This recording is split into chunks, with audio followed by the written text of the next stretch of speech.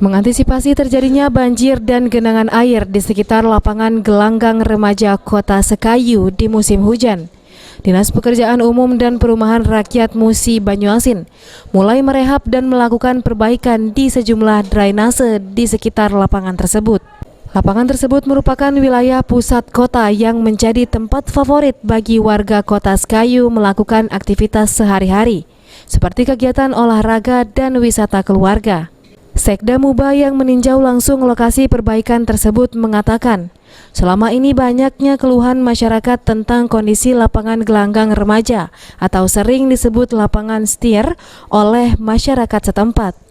Sering terjadinya banjir dan tumpukan sampah akibat saluran air yang mampet.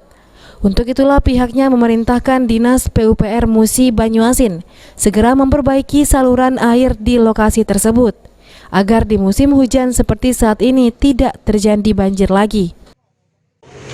Mengurangi kesan di sini kan galak banjir. Kalau hujan kan lapangan bola ini sendiri ini galak banjir. Sudah itu ada keluhan masyarakat tentang sampah dan lain sebagainya. Makanya kita potong, kita buatkan pasang plat supaya banjirnya airnya cepat ngalir. Sehingga lapangan ini walaupun sudah hujan bisa kita manfaatkan. Ruzi Iskandar, PAL TV.